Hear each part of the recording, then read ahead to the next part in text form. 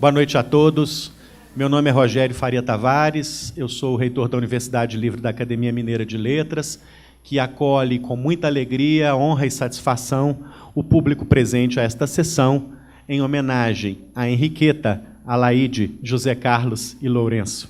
Presidindo a sessão, ao meu lado, a acadêmica Elizabeth Renó. Também compõe a mesa a professora doutora da Universidade Federal de Minas Gerais, Marlene Machado Zica Viana, que, assim como a presidente, também fará uma saudação ao conferencista desta noite, que eu agora, com as palmas do auditório, chamo para compor esta mesa. Por favor, Edmar Baixa, junte-se a nós.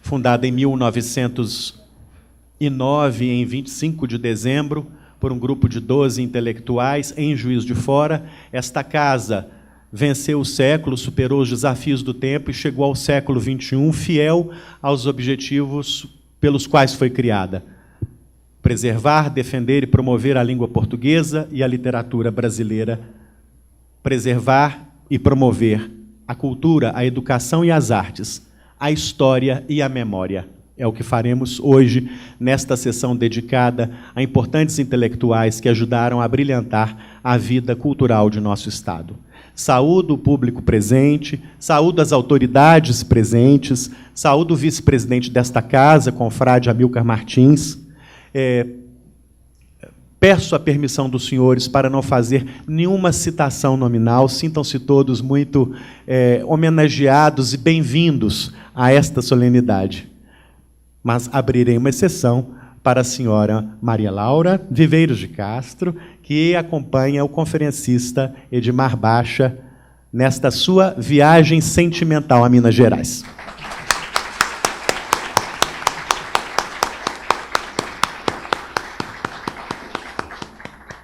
Para as palavras iniciais, convido a presidente da Academia Mineira de Letras, senhora Elizabeth Renó. Senhoras e senhores, cumprimentando o professor acadêmico, economista Edmar Baixa e a família Lisboa, a Academia Mineira de Letras, pela Universidade Livre, sente-se honrada em promover esta sessão de homenagem e saudade. Figuras ilustres, intelectuais, os acadêmicos e professores, Henriqueta, Alaide, José Carlos, José Lourenço de Oliveira, são os elos que interligam a história e a memória da Academia Mineira de Letras. Eu não fui contemporânea nem amiga de Henriqueta, mais tarde é que eu estudei a obra dela. Mas Dona Alaide era minha amiga, constante, companheira nas academias feminina e municipalista, que a gente estava sempre juntos. Eu queria falar alguma coisa sobre a obra delas. Apesar de ter estreado em 1925, Henriqueta Lisboa, independente do caráter permanente de sua composição poética, pertence aos anos 80. Madrinha Lua foi reeditada nesse ano. Na Academia Brasileira de Letras, quando recebeu a maior premiação, que era o Prêmio Machado de Assis, pelo conjunto de obra literária, ressalte-se que em 1930, portanto 54 anos antes, recebera da mesma academia o Prêmio Olavo Bilac. A sua contemporaneidade é comprovada pela publicação de sua correspondência com Mário de Andrade em 1990. Querida Henriqueta é testemunho de sua atemporalidade e permanência. São essas as seguintes palavras ao receber sua última e magna premiação. Palavras dela, do discurso que ela fez na Academia Brasileira de Letras. O Criador não está só, não age com independência total. Alimenta-se do ambiente e do tempo em que vive. Recolhe espigas de campos pretéritos. recebe a bênção das constelações e o repúdio dos ventos contrários. E acrescenta esta conceituação nobre: eu disse Criador, porém não sei se deveria dizê-lo com relação ao ser humano. Apenas Deus é Criador, em sentido absoluto. Nós, mortais, esboçamos tentativas tantas vezes frustradas na rebeldia e tantas vezes coroadas de êxito na mansuetude. Rebeldia e mansuetude são os polos do espaço em que gravita o poeta, atraído e eventualmente traído por cintilações itinerantes. Mais à frente completa: desde que a primeira palavra foi pronunciada, há milênios, por um dos nossos antecessores, a trama vocabular começou a reger o universo. Multiplica-se a orquestração. Cada criatura elege sua terminologia para expressar-se de maneira adequada. O território sagrado e, ao mesmo tempo, comunitário, a perfazer juntamente com as culturas de entorno, a linguagem da raça, o acervo de um patrimônio nacional, a defesa do espírito peculiar a cada país, não em termos de tratamento, mas em sentido de diversidade, especificidade de caráter.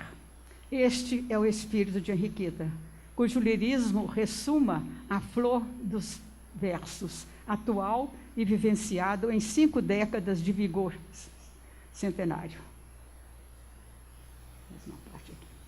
Nos relacionamentos lirismo e tragédia, insere-se o mito de liberdade, exaltado em Tiradentes, na trama dos Inconfidentes. Mostrando-se a poeta discípula de Mnemósine, personificação da memória, mãe das musas e possuída por elas, recebe o conhecimento das origens e dos primórdios. E conta o passado revelado, fonte do presente, através do contato com uma nova dimensão que lhe advém da inspiração. As musas inspiram o poeta, como na antiga Grécia, e o fazem omnisciente, concedendo-lhe perceber as realidades de um tempo aborígene. Em Vida, Paixão e Morte de Tiradentes, Henriqueta delimitados os 3 movimentos: o nascer, o viver ou o morrer. A trajetória do alferes é recomendada sem os pormenores históricos ou cronológicos mencionados, mas dentro de um crescendo de sentimentos e emoções que transmitem o desenrolar e o clímax da paixão do herói mítico. Há um narrador primeiro, como oráculo, que adverte sobre os perigos e desacertos que esperam o infante que a madrinha lua espera para as vigílias. No princípio, já o determinismo e o presságio. Chefe de um movimento de rebelião, conhece o seu agir. Mãe morta, pai morto, campo limpo. O caminho do louco está livre. A terra pertence ao louco. A terra é um punhado de poeira na mão do louco. Por entre abismo levita o louco. Os rios são dirigidos pelo louco. A imagem da Santíssima Trindade acena ao louco. A brasa de Isaías queima os lábios do louco. Vai pelo mundo o louco apregoando a verdade. Pela sutileza das imagens e metáforas que conduzem a percepção, a partir da repetição da palavra louco em cada verso, chega-se ao conhecimento da tragédia e à forma ali desenvolvida. Assim, Tiradentes, cujo nome só aparece no título, apresenta-se como personagem de ação marcante, idealista e voluntarioso, mas fora dos limites de uma normalidade, inserida no contrassenso ou senso comum. Qual profeta a quem a brasa de Isaías queima os lábios, viaja por serras e rios, apregoando as verdades sob o manto da Santíssima Trindade, de quem busca proteção e o toma como bandeira. O lirismo impressionista, forma vizinha do sublime loucura, marca a linguagem poética relativa à eclosão da emotividade, de uma realidade aderente à sensibilidade. Esses são os versos de Henriqueta. Agora, quanto a Alaide, Eu vou falar algumas palavras.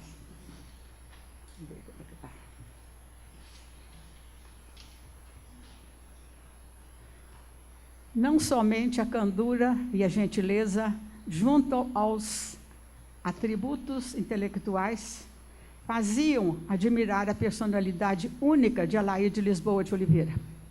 A sua presença sempre foi a fonte em que seus amigos e companheiros nas Academias Mineira de Letras, Municipalista de Letras de Minas Gerais, Feminina Mineira de Letras e da Universidade Federal de Minas Gerais, iam buscar as noções de dignidade, cultura, amor fraterno. Participativa, conselheira, orientadora, Alaíde Lisboa concentra em si os atributos de uma grandeza que transpira de seu espírito. Pessoa que da sua completude se faz humilde e atenta junto a nós, que precisamos do seu estímulo e de sua palavra. Autora, jornalista, ensaísta, professora emérita da Universidade Federal de Minas Gerais, diretora do Colégio de Aplicação por 13 anos, organizadora e primeira coordenadora de mestrado em educação da UFMG, mestra e pesquisadora dos métodos de didática e metodologia do ensino superior, homenageada e premiada inúmeras vezes, sempre inovou na sua tarefa de levar ao aluno o conteúdo em continente de interesse e plano elevado. Essa figura ímpar, modesta, sensitiva, humana e sábia trazia consigo a conscientização de uma dignidade apurada através do século que sua vida transpôs. Em sua trajetória, a professora conviveu com grandes vultos, com sábios, escritores, poetas, papas, governos. Sentiu a dor de duas grandes guerras, da opressão, do preconceito, das injustiças, da iniquidade, do esmagamento do mais fraco, dos conflitos raciais e intermináveis.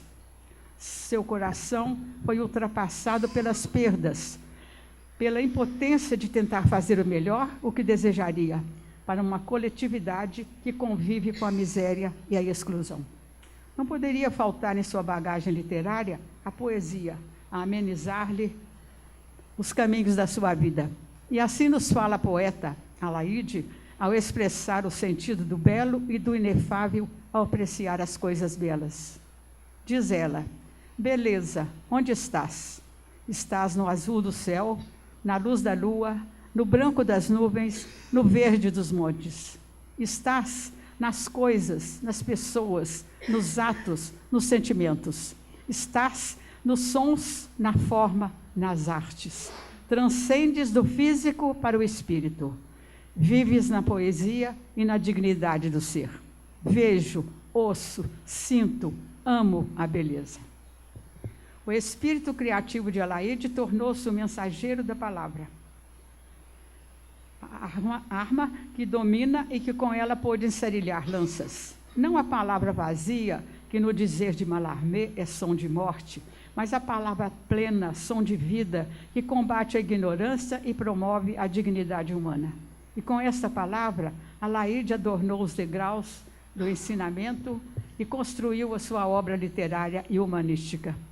Das fábulas de Esopo e La Fontaine, criou a sua versão modernizada.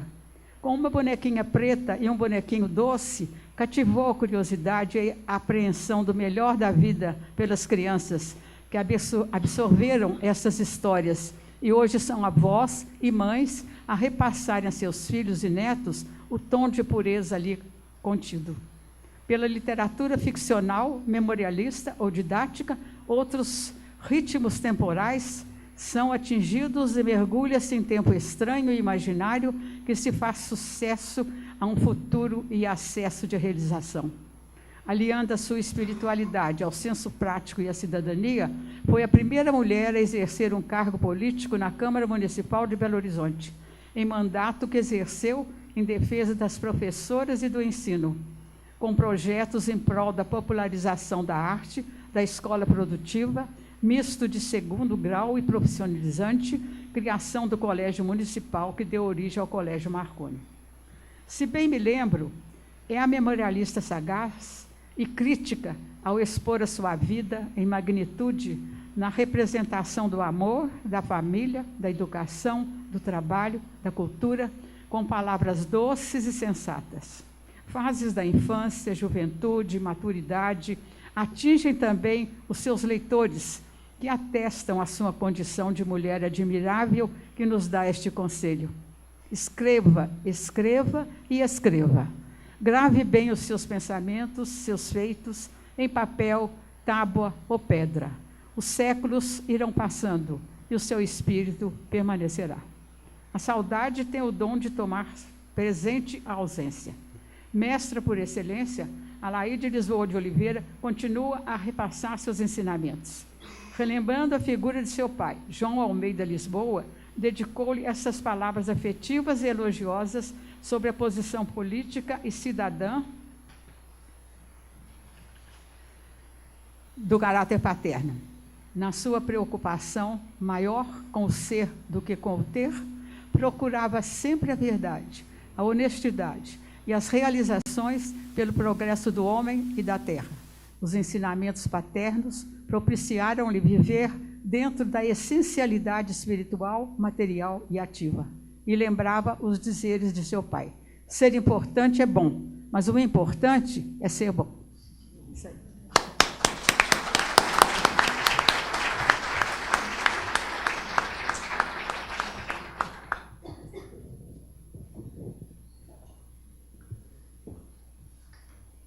Com a palavra agora a professora Marlene Machado. Por favor.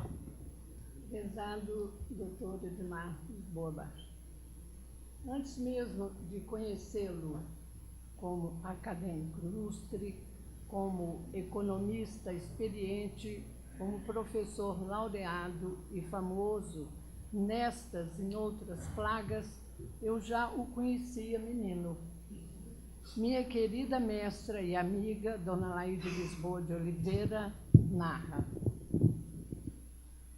Quando Lourenço ia a Lambari, hospedava-se em casa dos cunhados Felício Baixa e Maria Lisboa Baixa, e se encantava com o casal e os filhos. 4 homens, Felício, Gabriel, Omar e Edmar. E 3 mulheres, Magdala, as outras eu não conheço, Clélia e Márcia. Prezado amigo, as palavras que se seguem lhe são dedicadas e à sua família, e tentam reviver personas ímpares dessa família, família única com a qual tive a honra de conviver. Prezada Elizabeth, senhoras e senhores, eu dei um título à minha pequena performance de oradora. Eu não sou. Fui e sou professora. Se tão sublime preço cabe em prosa. Assim como viver é difícil, escrever é igualmente difícil. Para mim, escrever é tarefa dificílima, e essa tarefa se torna quase impossível de ser realizada porque o tema, o assunto, o objeto do texto são os filhos de João Lisboa e Sinhá Pequena, figuras às quais se soma a do inesquecível Xavier, professor Lourenço, o esposo amado de Dona Alaide Lisboa. Mas enfrentemos o compromisso, antes de mais nada, porque, mesmo sabendo que honrá-lo estaria acima de minhas forças, eu o aceitei pela oportunidade que me foi dada pelo amigo Rogério. Oportunidade de agradecer de público, ainda que em minha pequena voz, a Henriqueta por seus versos límpidos e expressivos, aos professores José Carlos Lisboa e, sobretudo, a Dona Alaide Lisboa de Oliveira, por sua atuação ímpar no campo da educação, do ensino e das letras. O amor às palavras chegou aos Lisboa pela leitura. Esse gosto lhe chegou, como lembra Alaide, bem devagarinho, Mãe lia nas horas vagas. Pai lia nas horas vagas. Irmãos mais velhos também. João Lisboa, deputado federal e estadual, pensava no povo e pensava na expressão, nos recursos da boa linguagem para defender princípios e ideias, e elaborava discursos bem cuidados na forma e no conteúdo. Do amor às palavras só podia resultar uma coisa muito boa. E as coisas muito boas foram Henriqueta, José Carlos e Alaide. Quando a irmã Henriqueta publica os primeiros versos, Fogo Fato, 1925, Alaide confessa: como é que uma pessoa que escreve versos tão bonitos pode ser irmã da gente, assim tão simplesmente? E era. A poesia de Henriqueta Lisboa se caracteriza, como afirma Ângela Leão, que presente, por uma concisão deliberada que retrata a timidez, o recolhimento da autora. Analisando versos da poeta mineira Mário de Andrade, seu grande amigo, também acentuava esses traços da lírica de Henriqueta, uma poesia de pudor, discrição, suavidade, às vezes de leve encantamento. Essa poesia tão densa e contida mereceu traduções. Seus versos foram vertidos para o húngaro, o búlgaro, para o francês, 76 poemas reunidos em Poème Choisi, traduzidos por Vera Conrad. Em espanhol, 22 poemas traduzidos por Ángel Crespo. Uma tradução trilingüe de 33 poemas de Blanca Lobo Filho, professora emérita da Universidade de Portland. Por último, mas não menos importante, a tradução para o latim da Montanha Viva, o Caraça, feita a 4 mãos. Padre Pedro Sarnel e pelo professor José Lourenço de Oliveira. É de se observar que a lírica da grande poeta mineira não teve o apreço, a consideração que merecia, do meu ponto de vista. Na presença da literatura brasileira, Antônio Cândido e José Aderaldo apenas mencionam o nome de Henriqueta. Na apresentação da poesia brasileira de Manuel Bandeira, nenhuma referência é feita à nossa poeta. Eu acho muito estranho poeta, ainda sou do tempo da poetisa. Acho muito estranho, não me cai bem, tá? Poetisa. Não deixa de ser grande por causa disso. O amor da palavra perdurou por toda a vida na obra de José Carlos Lisboa e fez dele uma pessoa marcada pela vocação literária, artística, pela vocação docente. Grande professor de letras, tornou-se catedrático de língua e literatura espanhola na UFMG e na UFRJ e atingiu alguns dos mais importantes postos do ensino nacional. Foi professor fundador da Faculdade de Filosofia da UFMG, diretor adjunto do curso de jornalismo da UFRJ, diretor da Escola de Comunicação da mesma universidade. Foi autor de 13 títulos, destacando os Filhos Partidos, novela em 3 pessoas e 3 obras folclóricas, A Rainha das Onças, Romanceiro e Teatro Popular. Tenho essas obras todas com a assinatura dessa família, tudo assinadinho. Destacam-se também vários estudos vinculados à disciplina da cátedra por ele regida. E agora, nossa Dona Alaide. Alaide Lisboa de Oliveira foi um ser humano. Perdão, porque a expressão, esse bordão já é repetido, mais do que repetido, mas ela foi um ser humano em toda a extensão da palavra. Em momentos decisivos de minha vida e da vida da quase totalidade dos seus alunos e orientandos, mostrou-se extremamente generosa. Quando surgiam problemas, e quantos surgiram, ela esteve ao meu lado, ao nosso lado, tentando resolvê-los, minimizando-os. Essa grande educadora, já consagrada e autora de vários livros, foi amiga, conselheira, porto seguro de muitos e muitos alunos. Guido de Almeida e Maria Ângela de Faria Rezende testemunham sua jovialidade, sua espontaneidade, sua simpatia.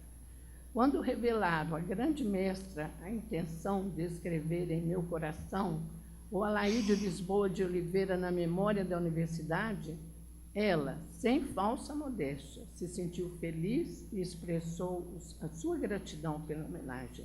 Que bom, façam isso sim, é uma maneira de eu não morrer. Sua liderança nos caminhos universitários foi lembrada por Magda Becker Soares. Muitas vezes, Dona Alaíde exerceu funções administrativas na universidade e na Faculdade de Educação, dirigiu o colégio de aplicação, chefiou várias vezes o departamento de pedagogia da antiga Faculdade de Filosofia, implantou e dirigiu o mestrado em educação. Sua trajetória como mestra, professora, é conhecida por todos. Exerceu o magistério primário em Lambari, o secundário em Belo Horizonte. No magistério superior, lecionou na PUC, na Faculdade de Educação, na Faculdade de Medicina da UFMG.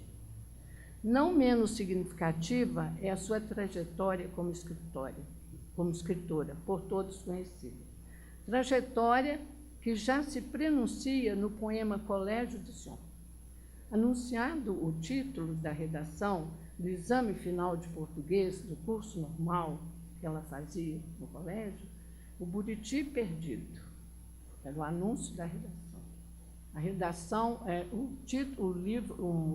o texto era lido por um inspetor e depois as alunas teriam de falar do que ouviram, né, do texto em questão, O Buriti Perdido, do nosso autor, muito conhecido.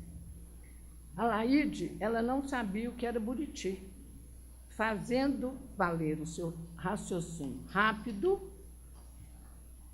e brilhante, fez uma redação, um tanto poética, sem caracterizar Buriti, palavra dela, desenvolver a narrativa entre realidade e imaginação. E o belo Buriti se insinuava, atraía, comovia, integrava-se na mensagem com força total e, paradoxalmente, indefinida. Dei vida a uma árvore sem saber que era árvore. Obtive boa nota e o elogio pela originalidade. O professor Lourenço foi para seus alunos um mestre de largos horizontes, um desbravador nutrido de humanidades como meio de sermos mais humanos, mestre que desafiava e estimulava os discentes. Como bem salienta o professor Samuel Moreira da Silva, José Lourenço tem o que dizer. Ele disse tem mesmo, não estou errando não. Tem o que dizer e tem com que dizer. E é essa faceta de um lutador, de alguém que luta com palavras, pela palavra, é a essa faceta que eu quero me referir.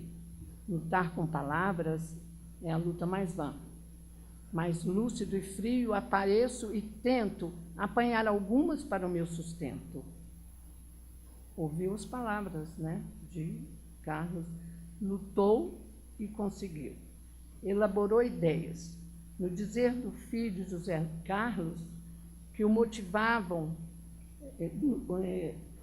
elaborou ideias, no dizer do seu filho José Carlos, que o motivavam como homem que se opôs ao totalitarismo, aos regimes que cerceiam a liberdade e o valor dos indivíduos. Pensamentos e conceitos de grande alcance moral, tópicos exemplares relativos à condição humana, são elencados pelo professor Samuel.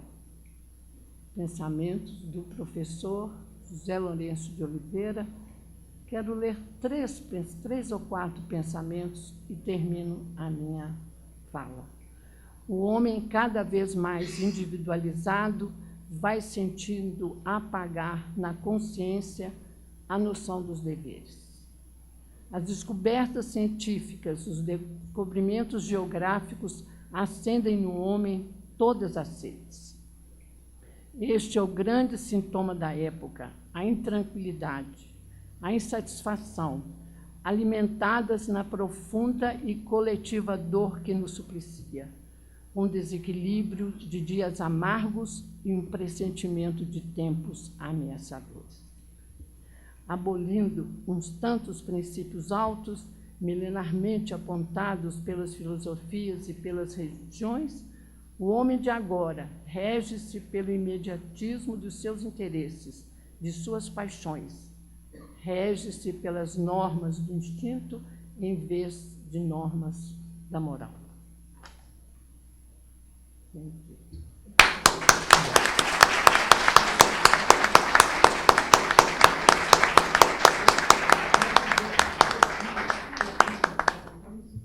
Registro também entre nós a presença do confrade Caio Bosque. Por favor, agora, com a palavra, o acadêmico Edmar Baixa. A tribuna é sua.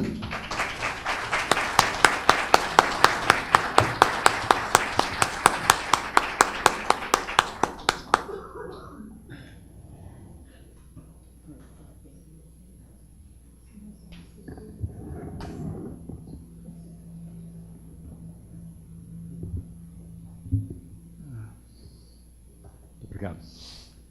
Presidente Elizabeth Renom, professora Marlene Machado, acadêmico Rogério Faria Tavares, senhores acadêmicos, autoridades, amigos, familiares. Eu aceitei prontamente o gentil convite do acadêmico Rogério Faria Tavares para falar nesta academia sobre meus tios Henriqueta, Laíde, José Carlos e Lourenço. Sabia não caber a um economista como eu discursar neste recinto sobre a obra literária de meus tios. Dei-me conta, entretanto, de que se era para ser um roteiro afetivo, eu não poderia deixar de mencionar outros filhos de meus avós maternos, que exerceram importante influência em minha vida.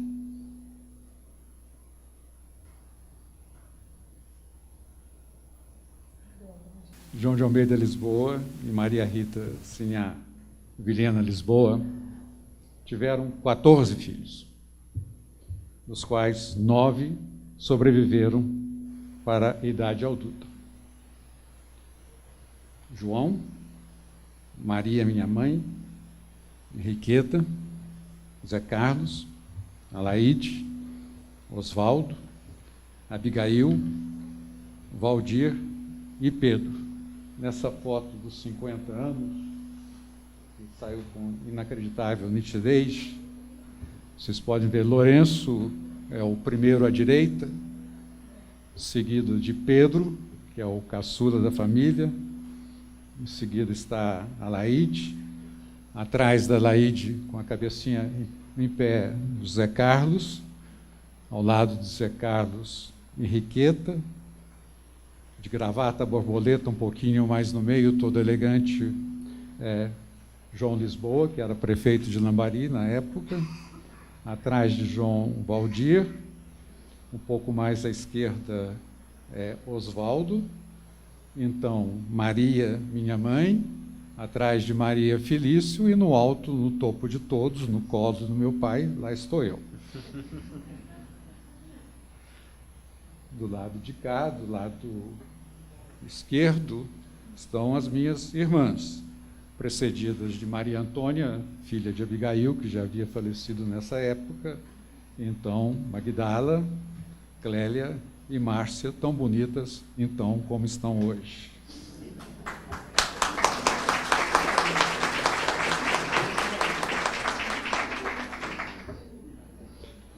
Eu precisaria de um dia inteiro para fazer justiça a esse conjunto. Não se preocupe, não vai ser hoje. Por isso, o subtítulo, Fragmentos de Memória. Nesse processo, não vou poder deixar de falar de mim mesmo. E por isso, talvez o melhor título para o que se segue seja simplesmente Meus Tios e Eu. Natural de Campanha, minha avó Sinhá casou-se com meu avô Lisboa em Lambari, com apenas 14 anos e meio de idade. Ele tinha 23. Passou os próximos 21 anos, dando seus 14 filhos à luz, e o resto da vida zelando por meu avô e pelos 9 filhos que sobreviveram. Psicóloga inata e com ideias avançadas para a época, vó Sinhá fez questão de dar às filhas, mulheres, uma educação primorosa. Todas fizeram o curso normal no Colégio Sion de Campanha. Abigail faleceu muito jovem, aos 27 anos. Maria, minha mãe, ficou em Lambari para casar-se com seu sheik árabe, chamado Felício Baixa, e não Rodolfo Valentino, mas até que parece um pouco. E tornou-se diretora do grupo escolar da cidade. Henriqueta e Alaide vieram com os pais para Belo Horizonte, e aqui se tornaram as acadêmicas que todo o país conhece.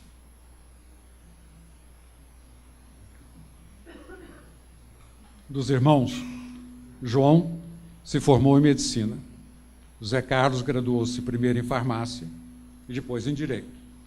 Também em direito se graduaram Oswaldo, Valdir e Pedro. Todos nasceram em Lambari. Ali, meu avô Lisboa, quando chegou de Campos, do Rio de Janeiro, exerceu o ofício de farmacêutico, antes de se casar com minha avó e entrar na política. Foi deputado federal na Primeira República. Em 1934, eleito deputado estadual, mudou-se para Belo Horizonte, onde faleceu em 1947 como presidente do Conselho Administrativo de Minas Gerais.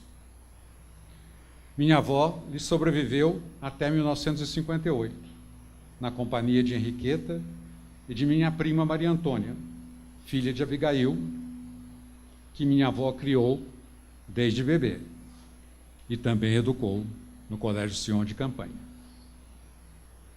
Educação e cultura foram desde sempre cláusulas pétreas na família Lisboa. Minha formação, de Joaquim Nabuco, era o livro de cabeceira de meu avô. Além de uma razoável biblioteca de obras clássicas, meus pais tinham em casa a coleção completa das seleções do Reader Digest. Numa busca inglória por algum tema picante, quando criança, eu lia avidamente as piadas e historietas que se seguiam aos textos principais dessa revista. Lembro-me também do medo que me causava um livro em francês, intitulado Luto em 24 Horas, do qual meu tio João era um fã entusiasmado. O que me assustava era o título do livro. Só agora, reavivando minha memória no Google, foi que me dei conta que meu medo tinha uma boa razão de ser. Trata-se de um romance de Vladimir Posner, situado nas 24 horas que antecedem a invasão da França pela Alemanha em 1940. Claro, as leituras de infância que minhas tias me propiciavam eram bem mais amenas. Além do menino poeta de Henriqueta Lisboa, deliciava-me com Ciranda de Alaíde Lisboa. Deliciava-me até certo ponto.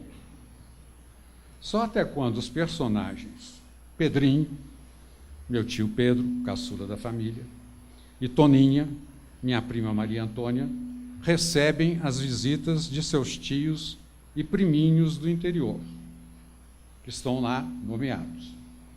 Ocorre que esses tios e priminhos eram os meus pais e irmãos, mas eu mesmo não estava nessa listagem, e muito menos participava das gostosas traquinagens que ocorriam durante a visita.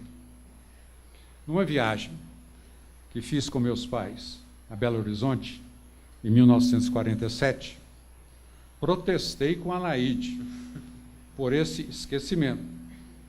Não aceitei suas explicações de que o livro tinha sido escrito antes de eu nascer.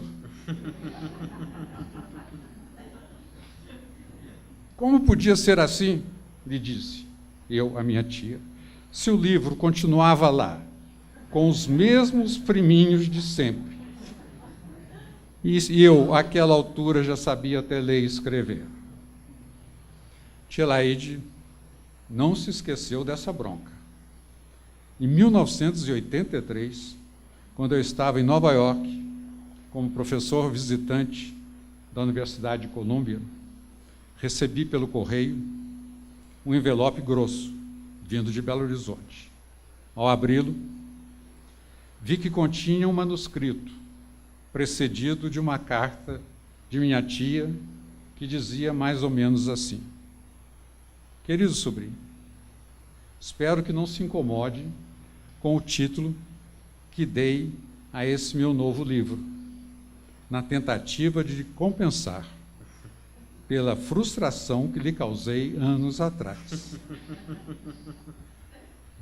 O título do livro era Edmar, esse menino vai longe.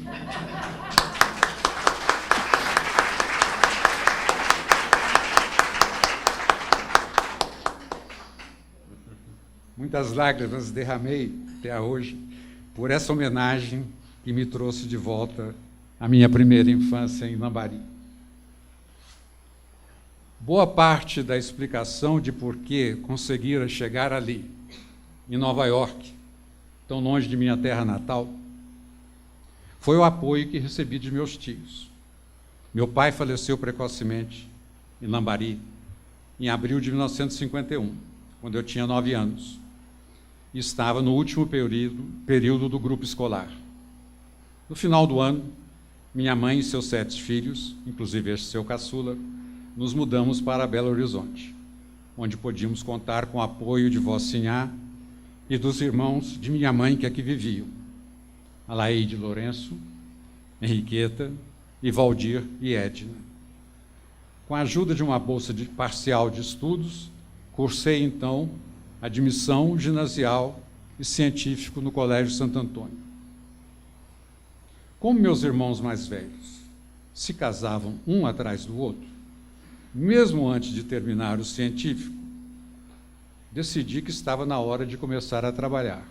Meu tio Valdir, então deputado estadual, conseguiu-me uma colocação como datilógrafo na Fertisa, Fertilizantes Minas Gerais Sociedade Anônima. Para meu azar, a Fertisa logo virou Camig e o emprego passou a requerer tempo integral. Valdir conseguiu-me, então, um emprego também de datilógrafo, no Banco Hipotecário e Agrícola de Minas Gerais. Trabalho duro aquele. Felizmente durou pouco, porque, com a ajuda de minha irmã Márcia, que era, a essas alturas, secretária executiva na Assembleia Legislativa, consegui um emprego, inicialmente também como datilógrafo no Legislativo Estadual, o que foi um passo decisivo em minha vida, pois, algum tempo depois, aprovado em concurso interno, fui promovido ao pomposo cargo de redator de anais e documentos parlamentares. Na Assembleia, tive o prazer de conviver com o então deputado estadual Murilo Badaró, futuro presidente desta casa. A essa altura, já havia entrado na Faculdade de Ciências Econômicas, onde tive a satisfação de ter como professores 2 outros membros desta academia, o poeta Emílio Moura e o crítico literário Fábio Lucas.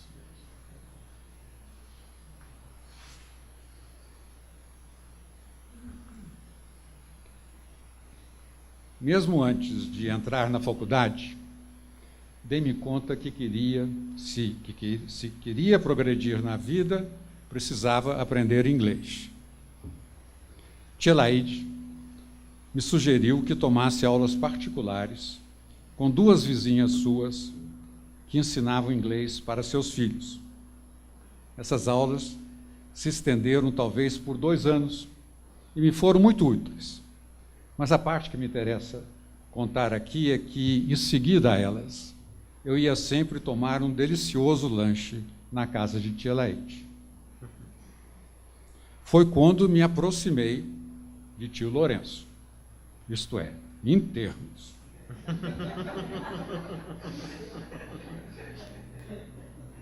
Porque Lourenço, talvez por ser a hora de sua siesta, vestido num elegante pijama de listas azuis, estava quase sempre numa espécie de subsolo da casa, onde tinha seu escritório e sua biblioteca. Para chegar lá, era preciso descer uma escadinha de madeira. Uma das pessoas que compartilhava sem limites esse reduto, onde tinha seu próprio quarto, era meu tio José Carlos. Ele vinha do Rio para Belo Horizonte de trem para dar aulas de espanhol na UFMG e sempre se hospedava com a Laide e Lourenço. Apesar dos evidentes sinais de não ultrapasse, lembro-me ter descido aquela escada algumas vezes, desde sempre, com alguma dúvida gramatical relevante. Esclarecida essa dúvida, entretanto, a conversa com Lourenço fluía sobre temas do momento. Faça essa experiência. Não me causou surpresa quando, anos depois, um ex-aluno de Lourenço na UFMG me contou que o professor começava suas aulas exatamente às 7 da manhã, com um quadro negro já cheio de frases e diagramas em latim, pois ali chegava às 6 da manhã para agilizar o expediente. Os alunos ficavam, naturalmente, atordoados, estou se lembrando, né? Sem saber se acompanhavam as explicações do professor ou copiavam o que estava escrito no quadro negro. Começaram, então, a chegar à faculdade às 6h45, para ter tempo de copiar o quadro antes que a aula começasse. Quem então ficou temporariamente aturdido foi Lourenço, mas logo encontrou uma solução. Passou a chegar à faculdade às 5h45.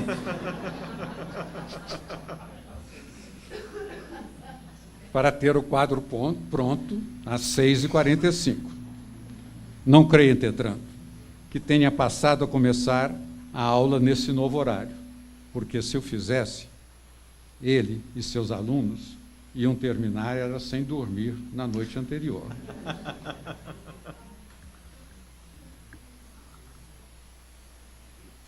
Quando terminei a faculdade, passei nos exames de admissão para o Centro de Aperfeiçoamento de Economistas da Fundação Getúlio Vargas, no Rio de Janeiro, o embrião da atual Escola de Pós-Graduação em Economia da FGV Rio. Era um curso de pós-graduação lato sensu, que dava acesso a programas de mestrado e doutorado nos Estados Unidos. Meu problema era como financiar essa nova empreitada, uma vez que as bolsas de estudo disponíveis, tanto no Rio como nos Estados Unidos, eram bem magras. A solução, quem me deu foi outro de meus tios, Oswaldo, que, na época, era diretor do Instituto Brasileiro do Café, no Rio de Janeiro. Ele convenceu o então presidente do IBC, Leônidas Borio, a solicitar que a Assembleia Legislativa de Minas Gerais me pusesse à disposição do Instituto, primeiro no Rio de Janeiro e em seguida em Nova York. 2 parênteses, antes de eu prosseguir com o tio Oswaldo. O primeiro é que há poucos anos cruzei com Leônidas Borio em um restaurante no Rio de Janeiro, e ele, me reconhecendo, exclamou, entre aspas, e não é que seu tio Oswaldo tinha razão?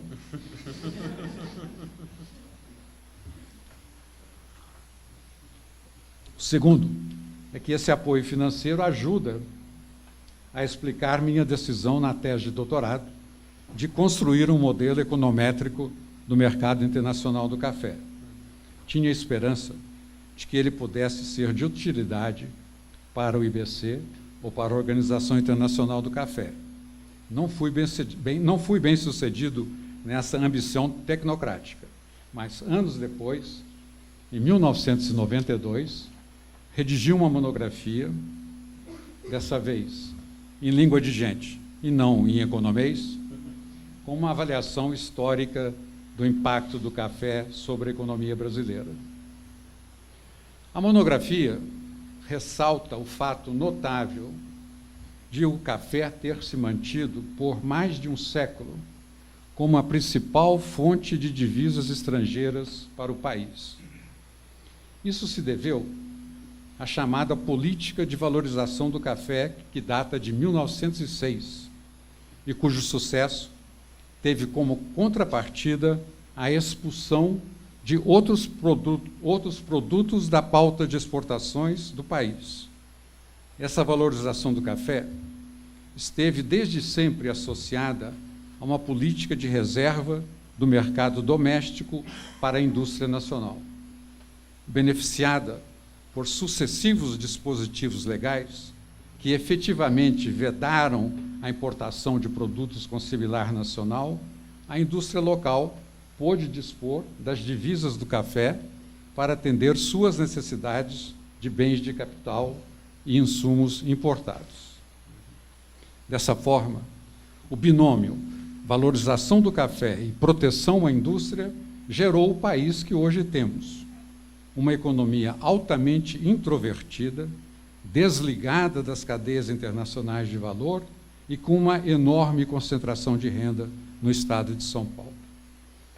Fecho aqui esse parênteses de economista, prometendo não voltar ao assunto.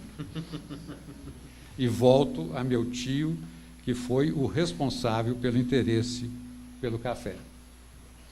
Tio Oswaldo era muito bem-humorado e tinha uma enorme persistência. Casou-se e enviuvou muito cedo.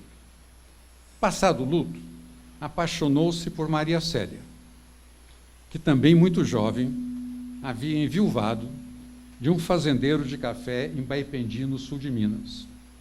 Mulher formidável, casamenteira que nem ela só. Maria Célia adorava promover casamentos entre os jovens de suas relações familiares. Só não dava muita bola para aquele advogado que insistia em lhe fazer a corte. Oswaldo, então, alugou um teco-teco e passou a dar voos rasantes sobre a fazenda em que Maria Célia morava, sempre lhe jogando um ramalhete de flores lá do alto. Conquistou-a finalmente, e juntos formaram um dos casais mais harmoniosos que já vi em minha vida. Cheguei ao Rio para cursar o programa da FGV em janeiro de 1964. Além de tio Oswaldo, que tinha um apartamento no Leblon, no Rio, também morava tio José Carlos, no mesmo bairro de Botafogo em que eu ia estudar. José Carlos não só localizou para mim um apartamento no próprio conjunto de prédios em que vivia, como foi o fiador do meu aluguel. Lá, na Rua Voluntários da Pátria, me instalei com outros 4 colegas nos 6 primeiros meses de 1964, antes de seguir para o doutorado na Universidade de Yale. O apartamento de José Carlos tinha estantes cheias de livros, em praticamente todos os cômodos. Só sobrava espaço para uma mesa de ping-pong, que também servia para as refeições. E as visitas se sucediam. Lembro-me particularmente de Cavalcante Proença, seu grande amigo, e Marlene Correia, sua assistente dileta. Tomei conhecimento também do sobrinhado, o conjunto de ex-alunos e ex-assistentes que se reunia todos os sábados no apartamento de meu tio, às 5 em punto de la tarde. Entre eles, os atuais membros da Academia Brasileira, Ana Maria Machado, Domício Proença Filho e Zuenir Ventura.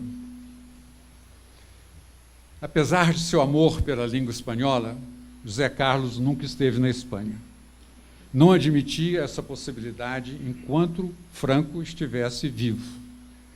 Depois da morte do ditador, explicou a uma ex-aluna, entre aspas, minha filha, se a Espanha que eu tenho na alma não for igual à Espanha que eu encontrar, vou ter uma decepção tremenda. Então, eu não vou. Prefiro a Espanha de minha alma. Antes de concluir com Henriqueta, queria dizer 2 palavras sobre tio João, o primogênito da família, e tio Pedro, o caçula. Além de me assustar com suas preferências literárias, tio João foi prefeito e médico em Lambari. Em minha infância, era de longe a principal personagem da cidade, amigo dos Vargas e de outras eminências que ali veraneavam. Meu pai trabalhou com ele na prefeitura. Tio João mudou-se com a família para Belo Horizonte, pouco depois de minha mãe, e aqui encerrou sua carreira como médico da Mannesmann. Tio Pedro, advogado brilhante, estabeleceu-se em Lambari, mas morreu cedo, aos 42 anos, deixando-me escassas lembranças.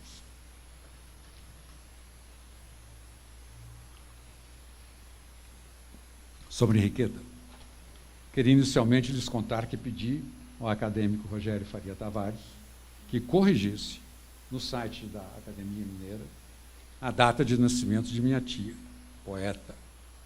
Ali constava a data não só de sua carteira de identidade, como a que ela levou para o túmulo, 1904.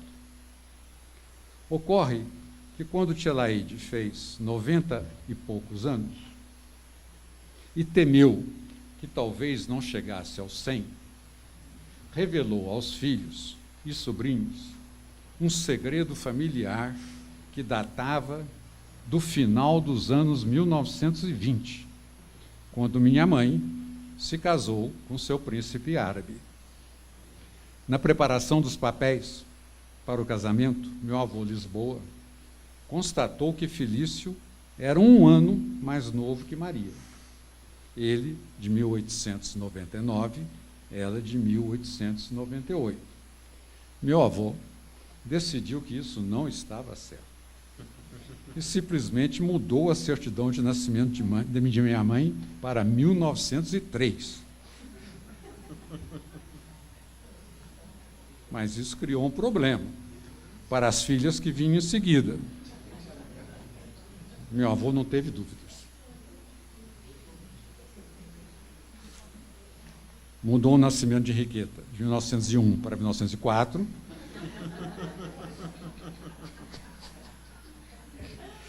O de Elaí, de 1904 para 1909. E o de Abigail, de 1906, não sei exatamente para quando, provavelmente 1910. Quando Alaide finalmente revelou o segredo, Maria, Henriqueta e Abigail já não estavam entre nós.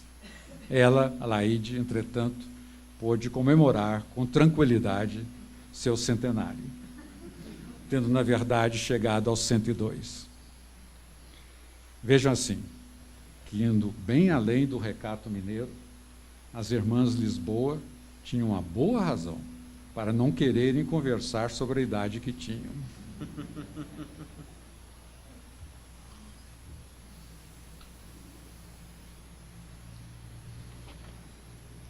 Henriqueta Lisboa foi uma pessoa especial, não só por sua poesia, que é admirada mundo afora, também por sua figura frágil, que parecia ser feita de porcelana, e sua personalidade, a um tempo, forte e reclusa. Ao contrário de minha mãe, que adorou a experiência do Sion, Henriqueta a detestou, mas tanto assim que da Madre Superiora ganhou a alcunha de La Petite Orgueilleuse, a pequena orgulhosa. Irritava-se, professora Marlene, quando a chamavam de poetisa, e esclarecia, minhas aspas, só mesmo homens, para quererem se apoderar de um substantivo terminado em A, como poeta, para relegar as mulheres poetas a um diminutivo poetisa. Fecho aspas minhas.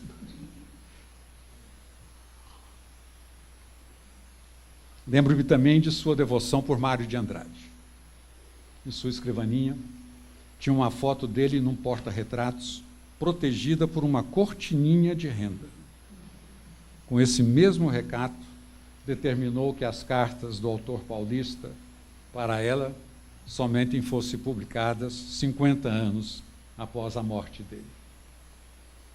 Não foi Henriqueta, diretamente, mas sua poesia que teve um impacto fundamental em minha vida.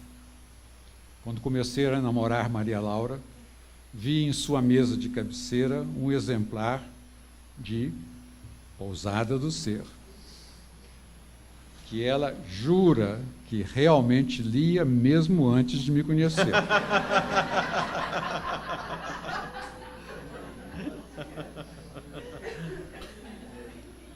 De qualquer modo, foi o sinal inequívoco de que havia encontrado a mulher de minha vida.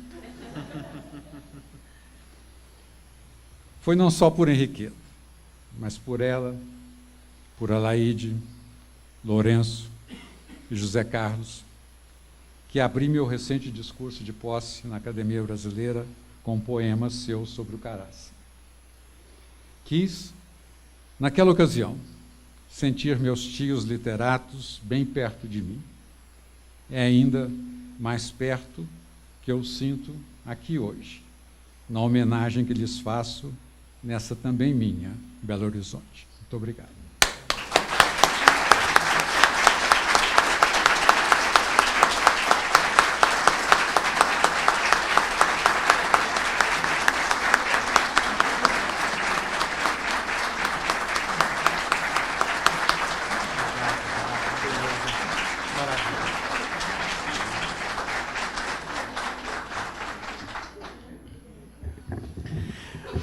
Esta casa se sente honrada, dignificada pela sessão em memória de Henriqueta, Alaide, José Carlos e Lourenço, e pela belíssima oração conosco compartilhada pelo acadêmico, professor, economista, mas, sobretudo, pelo Edmar, de Lambari, de Belo Horizonte, de Minas Gerais e do mundo.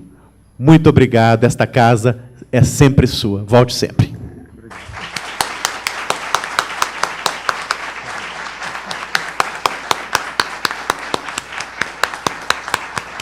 Agradecemos a presença de todos e o professor Edmar Baixa receberá os cumprimentos dos amigos no foyer em frente ao auditório. Muito obrigado.